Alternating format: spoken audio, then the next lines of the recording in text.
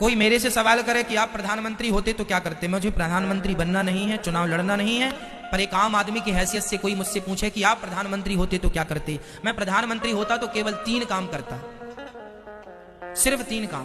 पहला काम, मैं भारत देश की शिक्षा को एक कर देता। चाहे उत्तर प्रदेश में पढ़ो, चाहे यूपी में पढ़ो, चाहे बिहार में पढ़ो, चाहे गुजरात में पढ़ो, चाहे राजस्थान में, चाहे पंजाब में, एक देश एक शिक्षा। नेता का बेटा भी वहीं पढ़ेगा और मजदूर का बेटा भी वहीं पढ़ेगा। ये शिक्षा, ये प्रधानमंत्री मैं होता तो मैं पहले देश की शिक्षा को एक करता। दूसरा, मैं सारे हॉस्पिटलों को तंदुरुस्त करूंगा पहले तो, कि पूरे देश में कोई बीमारी से ना मरे। हर क्षेत्र में, हर जिला में ऑक्सीजन बनने की सुविधा हो, हमें ऑक्सीजन की सप्लाई बाहर से ना करनी पड़े, हम ऑक्सीजन खुद बनाएंगे। हम देश में खुद जो जरूरत है, आवश्यकता है। और आपको बता दूं भैया, दुनिया में सबसे ज्यादा दवाई भारत में बनती है, सबसे ज्यादा टीका भारत में बनते हैं।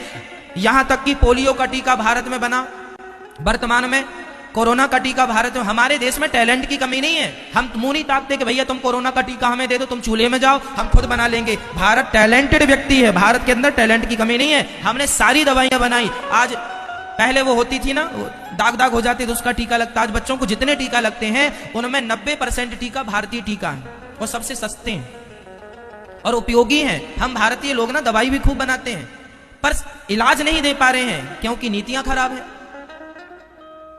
यदि मैं प्रधानमंत्री होता तो देश की चिकित्सा को एक करता, सबके लिए दवाई फ्री, सबके लिए इलाज फ्री, बीमारी से कोई ना मरे, अपनी मौत से मरे तो मरे पर बीमारी से कोई ना मरे। तीसरा, यदि प्रधानमंत्री हम होते, आम पब्लिक से पूछा जाए कोई कि आप होते प्रधानमंत्री तो क्या करते, मेरा तीसरा काम नदियों को नदियों से जोड़ना।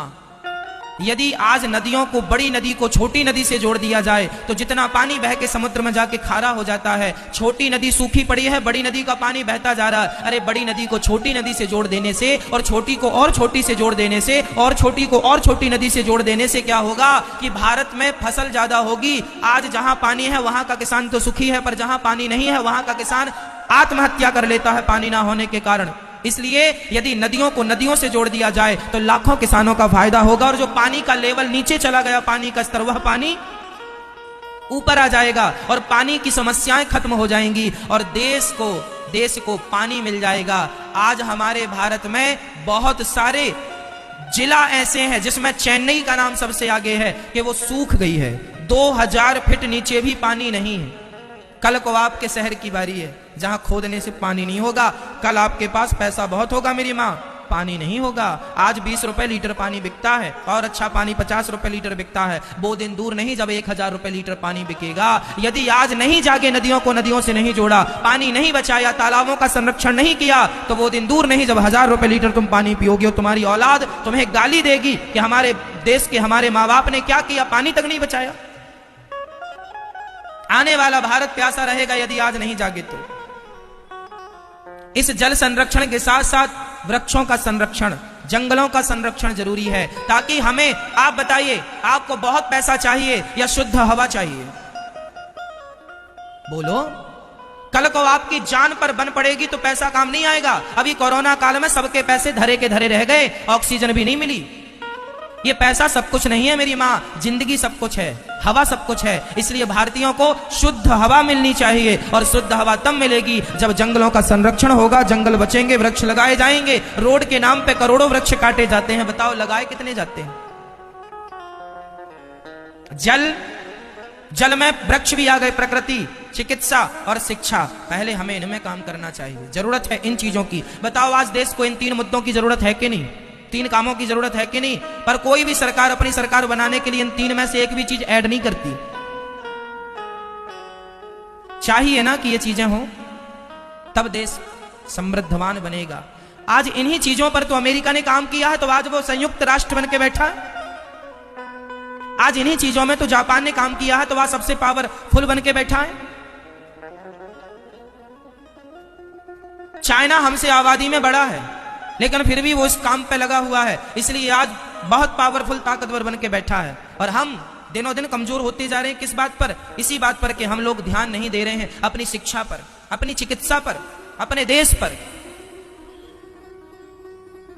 आज भारत में परिवारवाद है। परिवार, ये मेरा बेटा है तो यही नेता बनेगा यही देश चलाएगा, योग्य है तुम चूल्हे में जाओ, तुम योग्य हो तो हो, पर ये बेटा है हमारा इसलिए चलाएगा। भले भले वो बिल्कुल अनपढ़ है, भले उसको काखा गाखा का ज्ञान नहीं है, पर नेता है इसलिए।